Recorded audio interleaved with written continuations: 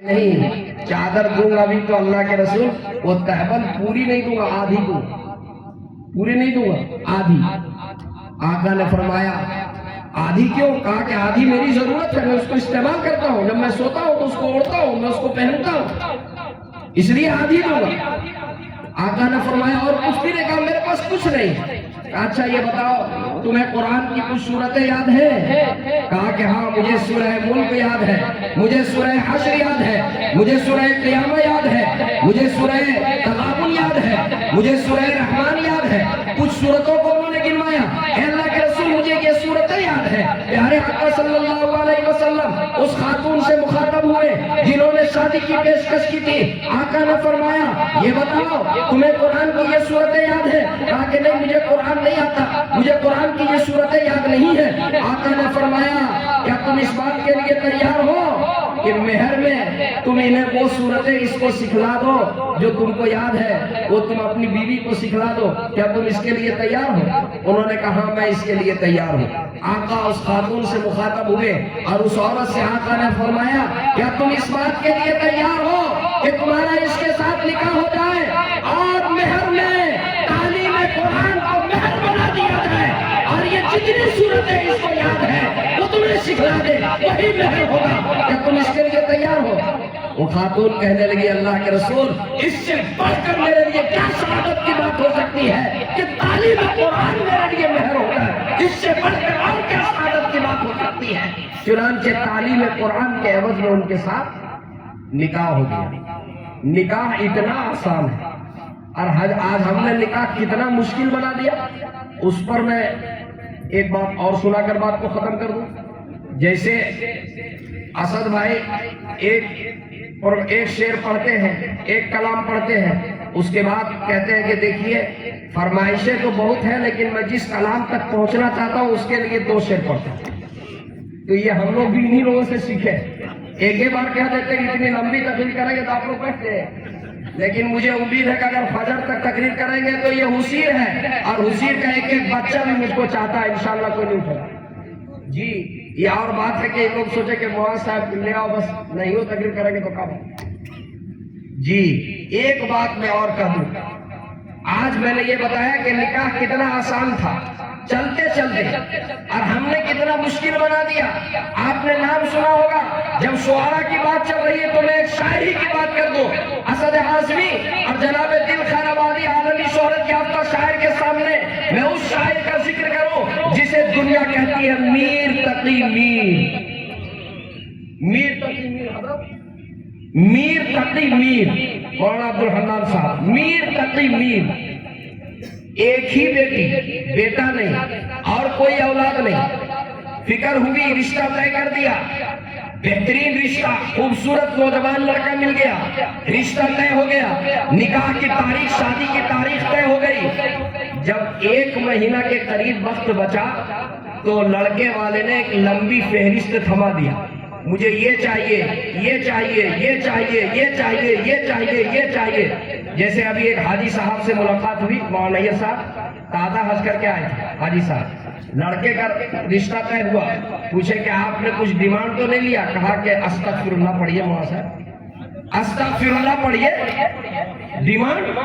آپ کو معلوم ہے ابھی تازہ حج کر کے آئے۔ اب ان کے سمدھی سے ملاقات ہوئی تو ہم پوچھے کہ ماشاءاللہ سمدھی تو بہت اچھا ملا، اتنا بڑھیا ملا، انہوں نے تو ڈیمانڈ کی بات پر 10 بار استغفر اللہ پڑھ دیا۔ کہا کہ مولانا صاحب وہ تو مجلس میں پڑھا، مجلس میں جب پوچھا گیا کچھ ڈیمانڈ ہے تو کہا استغفر اللہ پڑھیے، ابھی تازہ حج کر کے آئے، کیا بات کر رہے ہیں؟ اور جب جانے لگا تو مصافحہ کرتے وقت بولا کہ دیکھیے ہمارے طرف سے کوئی ڈیمانڈ نہیں ہے لیکن آج کل کے حالات کے حساب سے دیکھ لیجیے، حالات کے حساب سے، حالات ہے اپاچی کا، حالات ہے بلٹ کا، حالات ہے دیوان مشین کا، تو تم کیا کیوں نہیں دیتے ہو بھیک مانگے، ادھر استغفر اللہ پڑھتے ہو اور ادھر مصافحہ کرتے ہو دائیں سے؟ حالات کے حساب سے اپنے بیٹی داماد کے لیے دیکھ لیجیے۔ یہ سب ہے اندر سے مانگنے کا طریقہ۔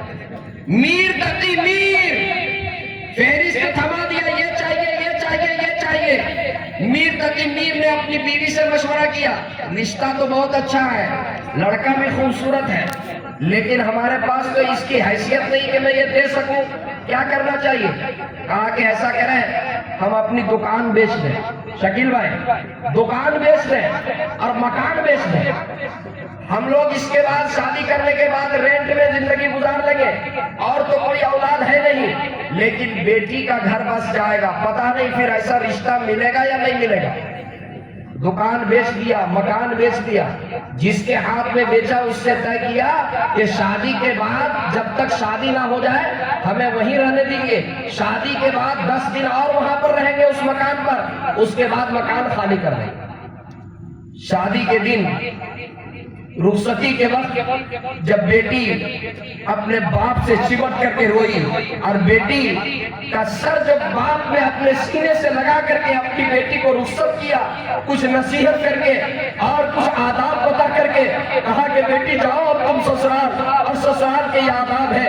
باپ سے جب وہ الگ ہوئی، سہیلی سامنے کھڑی تھی، سہیلی سے گلے لگ کر کے رونے لگی، اس سہیلی کو کہیں سے یہ پتا چل گیا تھا کہ اس کے باپ نے اس کا اپنا مکان بیچ دیا ہے، باپ نے دکان بیچ دی ہے۔ وہ سہیلی اس کے کان میں بول پڑی، بہن تم تو جا رہی ہے، تمہارا گھر تو آباد ہو گیا لیکن تمہارا باپ کا مکان بک گیا، تمہارا گھر تو آباد ہو گیا، باپ کا گھر اجڑ گیا، اب باپ کہاں رہے گا؟ کہا کہ کیا بول رہی ہے، میرا باپ کا مکان کیا اجڑ گیا، کیا بات ہے؟ کان میں کہہ دیا کہ اس نے جہیز مانگا اور جہیز کا سامان دینے کے لیے تم کو نہیں معلوم، اس نے دکان اور مکان جو ہے وہ فروخت کر دیا۔ تمہارا باپ نے مکان بیچ دیا، تمہارے باپ نے دکان بیچ دی، تمہیں نہیں معلوم وہ بیچ کر کے اب تمہاری شادی کیا ہے۔ خیر رخصتی کا وقت تھا، ڈولی تیار تھی، وہ بوجھل قدموں کے ساتھ ڈولی پہ سوار ہو گئی، سسرال پہنچی۔ رات کے 11 بجے جب خلوت کا وقت ہوا اور جب اس کے لوگوں نے اس کو اس کے کمرے کے اندر داخل کر دیا اور شوہر کمرے کے اندر داخل ہوا، وہ پہلی رات، وہ یادگار رات، وہ تنہائی کی رات، جب شوہر اندر داخل ہوا اور بیوی کے بیڈ میں بیٹھا اور اس سے کچھ کہنے کی کوشش کیا، کچھ پیار کا اظہار کرنے کی کوشش کیا، محبت کے اظہار کرنے کی کوشش کیا، بال پکڑ کر کے اپنے طرف مائل کرنے کی کوشش کیا، اس نے کہا کہ میرا سر کے اندر درد ہے، آج میرا موڈ صحیح نہیں ہے، میں تم سے کوئی بات کرنا نہیں چاہتی ہوں۔ ارے تم کیسی بات کر رہی ہو، تم کیسی بات کر رہی ہو، یہ آج کی رات بات کرنے کی رات ہے، آج کی رات یہ یادگار رات ہے، مجھے تم سے محبت اور تم سے پیار ہے۔ کہا کہ سنو، اگر تمہیں مجھ سے پیار ہوتا، اگر تم کو مجھ سے محبت ہوتی تو میرے باپ کا مکان نہ بکتا، اگر تم کو مجھ سے پیار ہوتا تو میرے باپ کی دکان نہ بکتی، میرے باپ کا مکان نہ بکتا۔ ارے تمہیں تو پیار تھا واشنگ مشین سے، تمہیں تو پیار تھا فریج سے، تمہیں تو پیار تھا دیوان پلنگ سے، تمہیں تو پیار تھا ہیرو ہونڈا سے، تمہیں تو پیار تھا فلاں چیز سے۔ جاؤ، جس سے تمہیں پیار تھا وہ سارا سامان تمہاری ماں کے کمرے میں ہے، جاؤ تم اسے چومو اور چاٹو، تمہیں مجھ سے کوئی پیار نہیں ہے، اگر مجھ سے پیار ہوتا تو میرا مکان، میرے باپ کا مکان نہ بکتا۔ کہا کہ اچھا سنو، ابھی تو پوری زندگی باقی ہے لڑائی جھگڑے کرنے کی، آج لڑائی کی رات نہیں ہے، یہ کہہ کر کے اور اپنے طرف مائل کرنے کی کوشش کیا، لیکن میر تقی میر کی بیٹی ایک چیخ لگاتی ہے، پلنگ سے نیچے گرتی ہے اور اس کی روح قفس انصوری سے پرواز کرتی ہے۔ اپنے باپ کے مکان بکنے کے صدمے کو وہ برداشت نہیں کر پائی، اور پہلی رات جو یادگار رات تھی اسی وقت جو ہے اس کی روح پرواز کر گئی۔ پورے شہر میں ہنگامہ ہو گیا، پورے علاقے میں ہنگامہ ہو گیا، ارے آج میر تقی میر کی بیٹی کی شادی ہوئی اور وہ رات ہی میں انتقال کر گئی۔ صبح فجر کے نماز کے وقت جب میر تقی میر فجر کی نماز پڑھنے کے لیے جامع مسجد کے اندر گئے، باہر جو ہے لوگ آ چکے تھے، خبر دینے والے سسرال سے آئے ہوئے تھے، نماز سے فارغ ہوئے، کہا کہ میر تقی میر، بہت افسوس سے یہ خبر دینے کے لیے ہم لوگ آئے ہیں، آپ نے اپنی بیٹی کو شام کے وقت رخصت کیا اور رات میں وہ اللہ کی پیاری ہو گئی۔ میر تقی میر اپنا گھر گیا، اپنی بیوی کو بیٹی کے انتقال کی خبر سنائی اور کہا کہ میں چلوں ملاقات کے لیے، کیا معاملہ ہے میں دیکھنے کے لیے چلوں، اور بیٹی کے گھر کے طرف روانہ ہوا۔ جب وہاں پہنچا تو بھیڑ لگی ہوئی تھی. لوگوں نے کہا ابھی رک جائیے, ابھی غسل دیا جا رہا ہے, ابھی نہلایا جا رہا ہے. غسل دیا, کفن پہنایا, اور کفن پہنا کر کے جب باہر رکھا, میر تقی میر کو اجازت دی, اب آپ آئیے, اب آپ آ کر کے اپنی بیٹی کی زیارت کیجئے. میر تقی میر اپنی بیٹی کے سرہانے میں کھڑا ہوتا ہے, اپنی بیٹی کے سرہانے میں کھڑا ہوتا ہے, دیکھتا ہے کہ میری بیٹی سفید کفن میں ملبوس ہے, سفید چادر میں میری بیٹی لپٹی ہوئی ہے. تو سب سے پہلے ایک لمبی آہ بھرتا ہے اور یہ کہتا ہے کہ لوگوں یہ بتاؤ, میں نے تو اپنی بیٹی کو لال جوڑے میں رخصت کیا تھا, یہ سفید چادر کہاں سے آئی؟ میں نے تو اپنی بیٹی کو لال جوڑے میں رخصت کیا تھا, یہ سفید چادر کہاں سے آئی؟ لوگوں نے کہا آپ کے داماد نے یہ کفن کی چادر خرید کر کے لائی ہے, آپ کے داماد کی طرف سے لائی بھی یہ چادر ہے, آپ کے داماد نے لائی. کہا کہ سنو, میں اپنے داماد کے لائے ہوئے کفن میں اپنی بیٹی کو دفن نہیں کر سکتا. اور آگے کہا کہ سنو, میں اپنی بیٹی کو اس گاؤں کے قبرستان میں بھی دفن نہیں کرنا چاہتا. وہاں کچھ ذمہ دار قسم کے لوگ موجود تھے. کہا تم کیوں اس طرح کی باتیں کر رہے ہو؟ ارے جو ہونا تھا وہ ہو گیا. انہوں نے کہا کہ اے چودھریوں, تم پیچھے ہٹو. ارے تم اس وقت کہاں گئے تھے جب اس نے میرا مکان بچوایا, جب اس نے جہیز کی لسٹ دی؟ اگر تم اسے روک دیتے تو میرا مکان نہ بکتا اور میرے مکان کے بکنے کے صدمے میں میری بیٹی کی جان نہ جاتی. کہا کہ میں اس بھک منگے, اور آگے اس نے بہت سخت جملہ استعمال کیا, کہا میں اس کتے کے کفن کے قبرستان میں اپنی بیٹی کو دفن نہیں کرنا چاہتا. جو جہیز کا لالچی کتا ہے میں اس کے قبرستان میں دفن نہیں کرنا چاہتا, اور میں اس کی چادر میں اپنی بیٹی کو دفن نہیں کرنا چاہتا. اپنے تھیلی سے وہ کفن کی چادر نکالتا ہے, لے کر کے گھر سے چلا تھا, کفن کی چادر نکالتا ہے, اور اسد اعظمی صاحب وہ زندگی کا آخری شعر اپنی بیٹی کے سرہانے میں کھڑا ہوتا ہے, اور چادر جو ہے پیشانی سے, چہرے سے چادر ہٹا کر کے اور اپنی بیٹی سے مخاطب ہو کر کے زندگی کا آخری شعر کہتا ہے. اور یہ کہتا ہے کہ اب آج کے بعد میں شعر نہیں کہوں گا, یہ میری زندگی کا آخری شعر ہے. اب آیا ہے یار آرام جاں اس نامرادی میں, اب آیا ہے یار آرام جاں اس نامرادی میں. کفن دینا تجھے بھولے تھے ہم سامان شادی, کفن دینا تجھے بھولے تھے ہم سامان شادی, اسباب شادی میں. میرے دوستو, کیا یہ حالات آج نہیں ہیں؟ ابھی میں بنگال گیا تھا پچھلے سال, ایک 70 سال کے بوڑھے نے تقریر کرنے کے بعد ہاتھ پکڑ کر کہا مولانا صاحب دعا کر دیجئے گا, میری 4 بیٹی ہیں, ایک کی عمر 35 سال ہے, ایک کی عمر 32 سال ہے, ایک کی عمر 28 سال ہے, ایک کی عمر 24 سال ہے, میری بیٹی پاک دامن ہے. کہا کہ مولانا رات کو عشاء کی نماز پڑھ کے میں اپنے حجرے میں سوتا ہوں, میرے بازو والے کمرے میں میری 4 بیٹیاں سوتی ہیں, رات کے وقت میری بیٹی اٹھتی ہے, میری بیٹیاں تہجد گزار ہے, میری بیٹیاں اپنی عصمت و عزت کے محافظ ہے, میری بیٹیاں رات کو اٹھ کر کے جب روتی ہے ان کی آہیں اور ان کی ہچکیاں جب میں سنتا ہوں تو میرا کلیجہ پار. کاش کہ میرے پاس بھی وہ حیثیت ہوتی تو میں اپنی بیٹی کے ہاتھ میں مہندی لگاتا, میں اپنی بیٹی کے گھر کو آباد کرتا. اے میرے سماج کے ذمہ دار لوگوں, یہ حسیر یہ پورے اس خطے کا ایک مرکزی گاؤں ہے اور مرکزی جماعت ہے. یہاں کے انجمن کمیٹی بہت مضبوط, یہاں کے ذمہ دار بہت مضبوط, یہاں کے نوجوان بہت ہمت والے, اور یہاں پر الحمدللہ اجتماعیت بھی ہے, اتحاد بھی ہے, اتفاق بھی ہے. میں آج کے اس مدرسے کے جلسے کے موقع پر یہ پیغام دے کر کے جا رہا ہوں, آپ یہ طے کیجئے کہ ہم اپنے گاؤں میں ایسے لوگوں کا بائیکاٹ کریں گے جو تلک لے گا, جو ڈیمانڈ لے گا, جو جہیز کا مطالبہ کرے گا, جو ڈی جے بجائے گا, اور جو شریعت کے خلاف عمل کرے گا, میں اس کو اپنے سماج میں بائیکاٹ کروں گا. اسے بائیکاٹ کیجئے, اس کی شادی کا بائیکاٹ کیجئے. اگر ہمارے وجہ سے کسی بیٹی کی جان چلی جائے گی, کل قیامت کے دن گریبان پکڑا جائے گا, ہم سے پوچھا جائے گا, ہم اس کے ذمہ دار ہوں گے. آج کا یہ مدرسہ عربیہ تجوید القرآن کا جلسہ اور یہ حفاظ کرام آپ کے سروں کے آپ کے سامنے, یہ آپ کے لیے سرمایہ ہے, آپ کے گاؤں کا یہ پہچان ہے. یہ مدرسہ یہ آپ کی شان ہے, یہ مدرسہ یہ پورے گاؤں کی علامت ہے. آپ سب مبارکباد کے مستحق ہیں. آپ کی محنتوں سے اتنے بچے حافظ قرآن ہوئے. آئندہ آپ عزم کیجئے, اس اس مدرسے کو اور ترقی بخشیں گے. جیسی ضرورت پڑے گی, جس طرح سے ضرورت پڑے گی, مہمان رسول کے لیے آگے بڑھ کر کے انشاءاللہ تعاون کریں گے, اور مدرسے کی جتنی طرح کی ضرورت ہے ان ضروریات کو ہم پوری کریں گے انشاءاللہ. لبیک کہیے انشاءاللہ. مدرسہ عربیہ تجوید القرآن کہیے زندہ باد.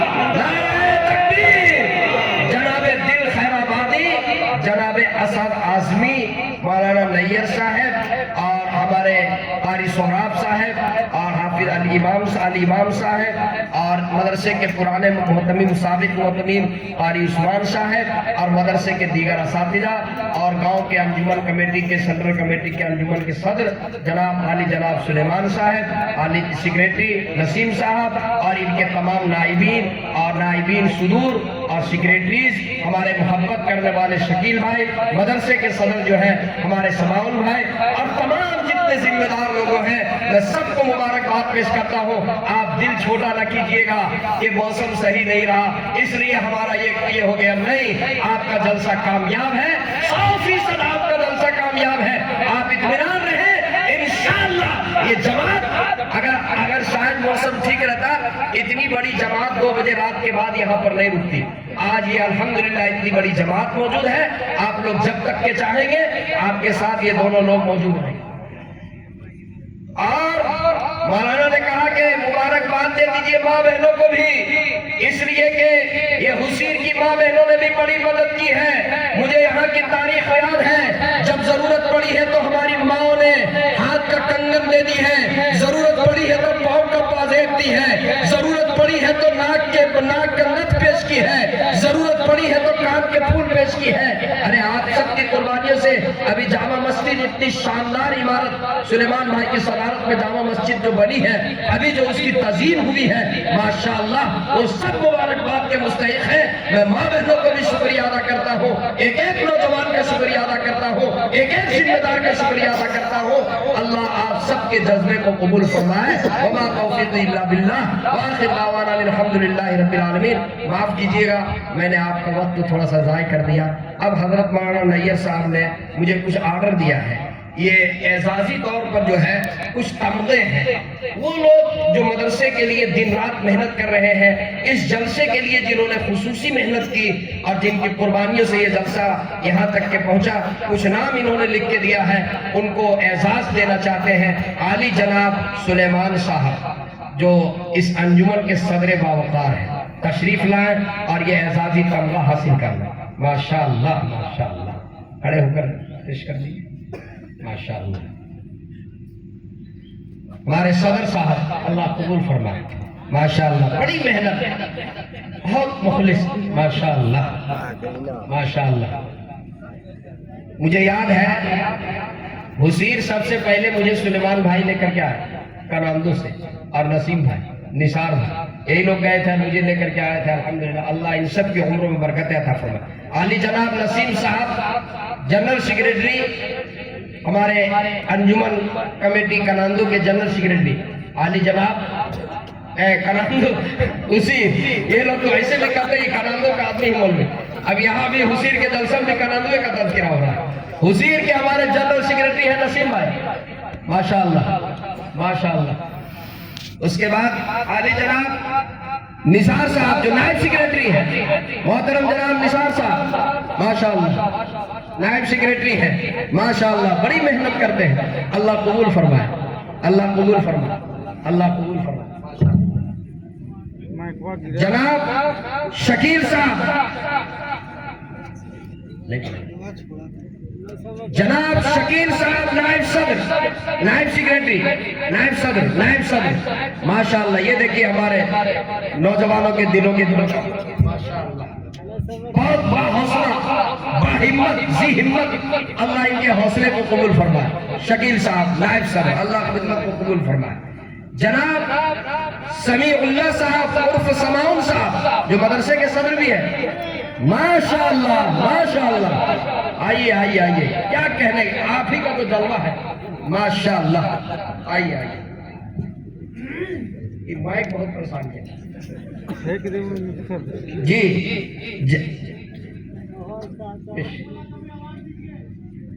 माशाअल्लाह। ये हमारे मदरसे के सदर साहब जनाब हशमत साहब, माशाअल्लाह। सदर साहब और हशमत साहब दोनों एक जगह बैठे हुए हैं, क्या कहने, खूबसूरत मंजर, माशाअल्लाह माशाअल्लाह।